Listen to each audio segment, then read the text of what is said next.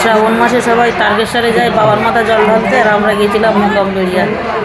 ওখানে বিশাল বড় মন্দির আছে, প্রচুর গতি যায় ওখানে মোকামবেড়িয়া মন্দিরে, শিব মন্দির।